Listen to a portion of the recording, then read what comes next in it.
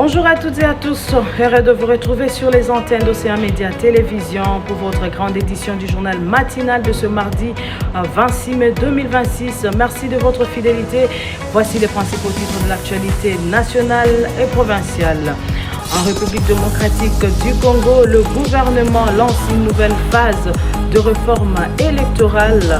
Est du pays, la situation sécuritaire demeure préoccupante à Goma et à Ituri. Et nous parlerons de la santé dans ce journal, renforcement de la riposte contre Ebola en République démocratique du Congo. L'actualité du Grand Kasaï reste dominée par plusieurs projets d'infrastructure et des luttes anti-érosives annoncées. Et nous allons clôturer ce journal par les sports. La Lina Foot continue de livrer des rencontres décisives de play-off. Voilà tout pour les titres, mesdames et messieurs. Bonjour et bienvenue au développement. Nous ouvrons cette actualité par la politique. Le gouvernement congolais a annoncé le lancement d'une nouvelle phase de réforme électorale après l'évaluation du dernier processus électoral. Plusieurs acteurs politiques souhaitent améliorer la transparence des scrutins, la représentativité et l'organisation des élections futures. La démocratie congolaise poursuit sa marche avec des ambitions de modernisation du système électoral. Et dans l'est de la République démocratique du Congo, la situation sécuritaire reste préoccupante.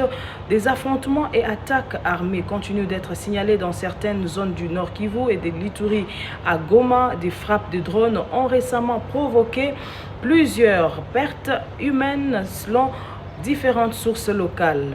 Par ailleurs, des organisations humanitaires dénoncent la souffrance persistante de populations civiles dans la zone touchée par de violences armées. Pendant que les appels à la paix se multiplient, les populations de l'Est continuent de vivre dans l'angoisse quotidienne. Sur le plan sanitaire, les autorités congolaises renforcent les mesures de riposte contre Ebola après plusieurs alertes enregistrées dans certaines provinces de l'Est. Deux campagnes de sensibilisation et des dispositifs sanitaires ont été renforcés afin d'éviter une propagation de l'épidémie.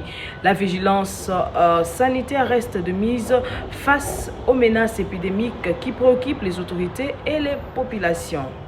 Dans l'espace Grand Kasaï, plusieurs initiatives de développement attirent l'attention. À Kananga, de projets d'infrastructures publiques et universitaires continuent d'être mis en avant après le récente visite officielle des autorités nationales.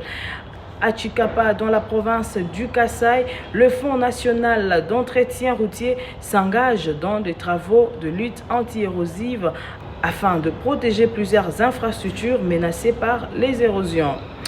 Du côté du Kasaï oriental, les questions liées à l'accès à l'eau potable et au développement des infrastructures restent au cœur de préoccupations provinciales. Le Grand Kasaï veut tourner la page des difficultés en misant sur les infrastructures et les développements durables.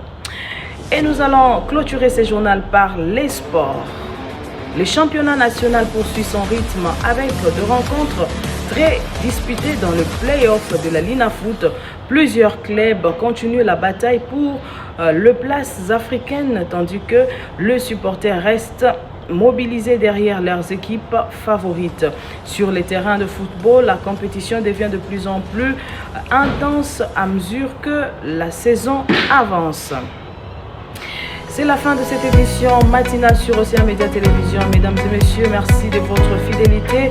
Merci de nous avoir suivis avec un petit adage du jour. Celui qui avance avec patience finit toujours par atteindre son horizon. Excellente journée à toutes et à tous sur Océan Média Télévision. D'ici là, portez-vous bien chaud.